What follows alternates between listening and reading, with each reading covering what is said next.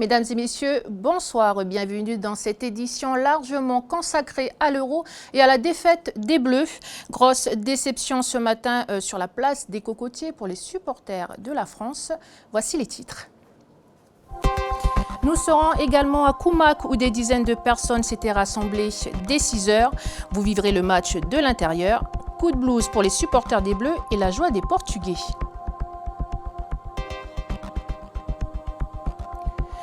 Même tonalité dans la presse internationale, les quotidiens français se lamentent pendant que les Portugais jubilent. C'est le premier titre pour l'équipe de Cristiano Ronaldo. Et dans le reste de l'actualité dans le pays, nous parlerons de la réforme des impôts examinée par le gouvernement demain. Quels sont les changements? Qui concernent-ils? Le porte-parole du gouvernement répond à toutes ces questions. Et on ne peut pas commencer ce journal sans cette image, celle de la terrible claque pour la France et d'un moment d'extase sur la télévision portugaise. Regardez.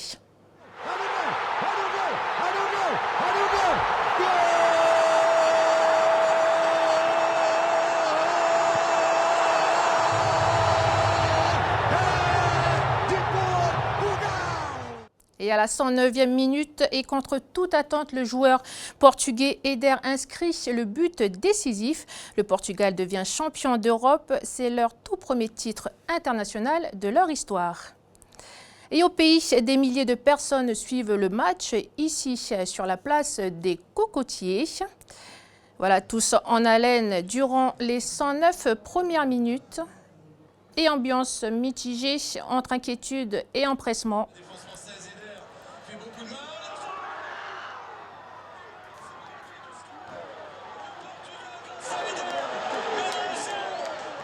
Voilà, les Bleus ont quitté, les supporters des Bleus ont quitté les lieux avec beaucoup de déception. Des rassemblements, il y en a eu un peu partout dans le pays. Vous allez voir celui de Koumak. Beaucoup de supporters là aussi. Récit de ces heures de match, de ces 2 heures de match, vues de l'intérieur par Lindsay Wamo. Il fait encore nuit ce matin à Koumak et pourtant ils sont déjà nombreux. Certains sont venus de loin. Vous êtes levé tôt ce matin pour venir ici? De Gomène, ouais. On s'est levé à 5 heures. Et pour la plupart, l'équipe favorite est sans surprise. La France, bien sûr. 3, la France quand même. C'est un blague. 3, ouais, je suis d'accord. Allez, la France. Vive la France. J'espère qu'elle va gagner et puis on est tous avec elle. La première mi-temps n'est pas du tout à l'avantage des Portugais. La star de l'équipe, Cristiano Ronaldo, sort même sur blessure. Bref, à la pause, les supporters portugais font la grimace. C'est un match qui est serré, domination pour la France. On a perdu Ronaldo par blessure, mais je crois en notre équipe et j'espère qu'on va réussir à marquer un but. C'est décourageant, hein. L'équipe commence à lâcher un peu.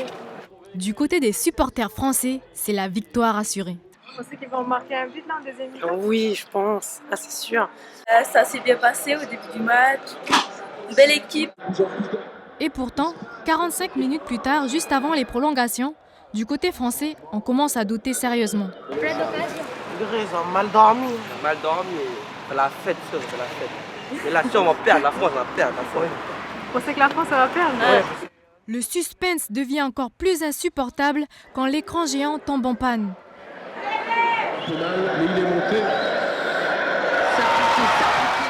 Il finit par se rallumer, mais à la 109e minute, c'est la douche froide pour les supporters français.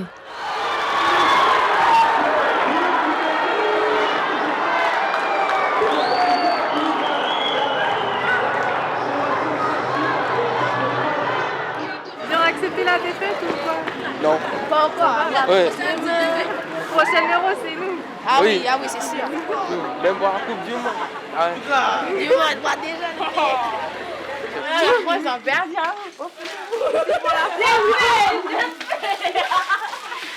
Il n'y aura pas de fanfare aujourd'hui. Chacun rentre chez soi avec le souvenir de cet Euro 2016, plein de surprises. Et du côté des grands gagnants, c'est le bonheur absolu. Ils sont minoritaires, certes, mais ils sont bien présents. Nous en avons rencontré deux. Éric Deroche. C'était une belle finale parce que la France avec le Portugal, c'est juste quelque chose qu'on n'aura qu'une fois, je pense, peut-être. Donc, c'est une belle finale et deux pays qui s'aiment énormément. Donc, c'est beau. J'ai vraiment trouvé ça fabuleux. Nous, en tant que Portugais, à 24 000 km de la France, comme on dit, on est dégueulasse, mais on est champion. Et vive Portugal, pas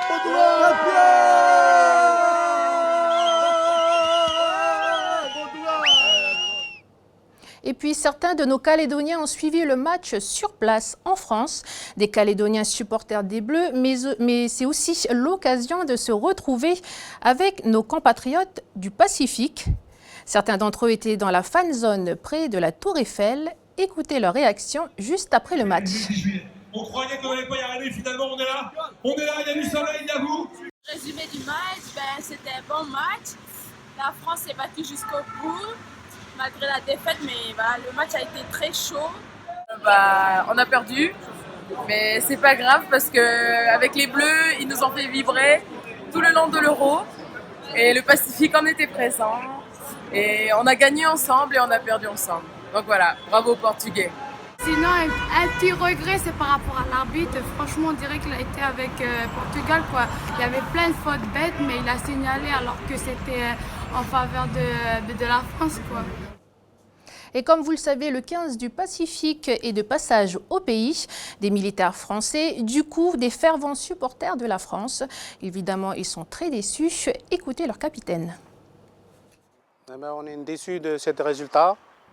Donc on voyait que la France a dominé, mais bon après dominer c'est pas gagné. Alors, par rapport au parcours du Portugal, c'est pas mérité.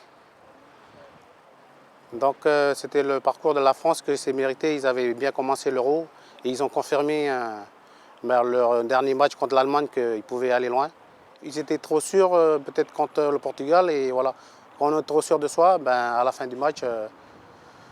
Il y a tout le temps un gagnant et un perdant. Et puis, l'homme du match, c'est Griezmann. Voilà. Pourquoi?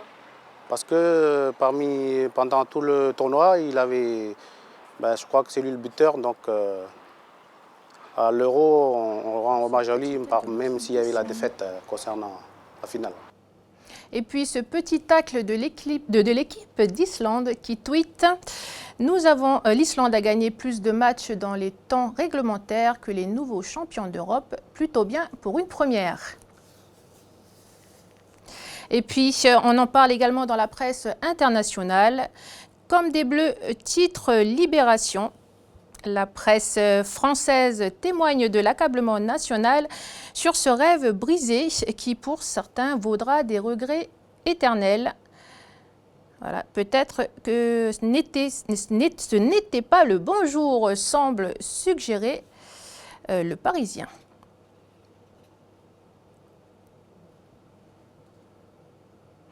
Le 10 juillet, c'est bien le jour du Portugal, titre le quotidien portugais Publico. Un moment si fort que la une s'étale sur toute la couverture, tout comme dans le journal Record. Car oui, cette coupe de l'Euro, c'est bien la leur, titre le journal de Noticias. Des champions heureux et qui semblent même rêver de l'être éternellement, à en voir la couverture du quotidien sportif au Jogo.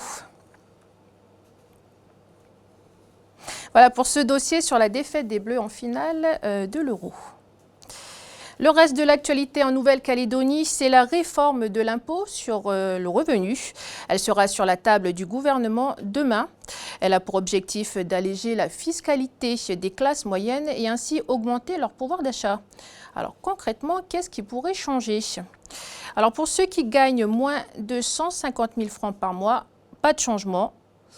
Bonne nouvelle en revanche, pour ceux qui gagnent entre 150 et 500 000 francs, ils verront leur impôt baisser de 25%, classe moyenne qui, je vous le rappelle, représente 63% des familles calédoniennes. En revanche, si vous gagnez plus de 500 000 francs par mois, vous risquez de voir vos impôts augmenter de 7 à 8%. Alors comment ce texte sera-t-il appliqué? Explication avec Philippe Dunoyer, porte-parole du gouvernement. C'est 1 milliard 300 millions précisément, qui vont être allégés en termes de pression fiscale au bénéfice des classes moyennes, mais tout en préservant le rendement de l'impôt, c'est-à-dire en le reportant sur les classes qui ont le décile qui a les revenus le plus élevés en Nouvelle-Calédonie. Alors cette réforme, elle va aussi bénéficier à tous les ménages puisqu'elle crée et elle aménage des charges déductibles ou nouvelles ou plus élevées. Je vais citer d'abord les travaux, puisqu'en l'occurrence, vous savez, nous avons adopté récemment le schéma pour la transition énergétique de la Nouvelle-Calédonie. Et donc cette réforme, elle crée une niche de travaux déductibles, les travaux améliorant la performance énergétique des bâtiments, dans lesquels on va trouver les travaux d'assainissement, de pose de chauffe-eau solaire par exemple, ou d'achat d'équipements électroménagers performants. Nous avons aménagé aussi les charges déductibles pour frais de garde d'enfants. Et puis l'info du jour, c'est également la SLN avec 2 événements importants. Fin des élections du personnel aujourd'hui. Les salariés de la Vieille Dame votaient depuis vendredi dernier pour élire leurs délégués du personnel et les membres du comité d'établissement. Les élus auront la lourde responsabilité de suivre les dossiers chauds et notamment celui du plan économique. Et justement, cette nuit, pour nous, le conseil d'administration de la SLN devrait sceller le prêt de 24 milliards accordé par l'État à la SLN à Paris. Les élections en Australie, au Japon et l'herpès chez les tortues, c'est dans le web du Pacifique, préparé par Stéphanie Mali.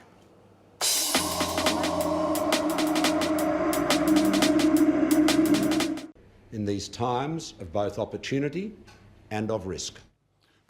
8 jours après les législatives en Australie, Malcolm Turnbull peut officiellement souffler. Le conservateur est réélu à son poste de Premier ministre. Une victoire en demi-teinte puisque son camp a perdu sa majorité à la Chambre des représentants. Il ne représente aujourd'hui que 72 sièges sur 76, soit 4 sièges de moins pour avoir la majorité.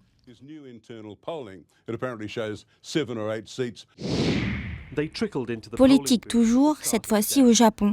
Ce dimanche 10 juillet, plus de 106 millions de citoyens japonais sont allés voter dans le cadre des sénatoriales. Une première pour les jeunes de 18 et 19 ans qui peuvent désormais voter.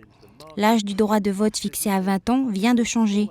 Le parti libéral-démocrate de Shinzo Abe, actuellement au pouvoir, espère obtenir les 2 tiers du Sénat. Il veut réviser l'article 9 de la Constitution du pays, qui stipule que le Japon renonce à faire la guerre.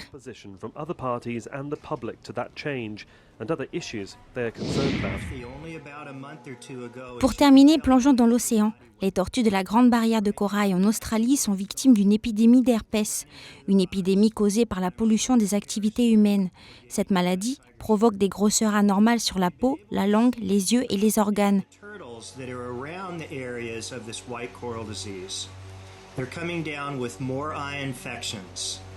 We found the blind turtle. Allez, pour se changer un peu les idées, ces images d'un banc de dauphins filmés hier près de l'îlot Tibarama à Poidimier. De magnifiques images du lagon, l'occasion de rappeler son entrée dans le patrimoine mondial de l'UNESCO. C'était il y a 8 ans, quasiment jour pour jour.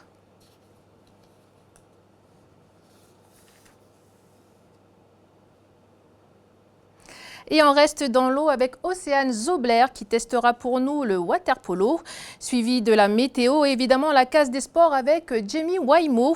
Alors Jamie, quel programme pour ce soir? J'imagine de l'Euro encore?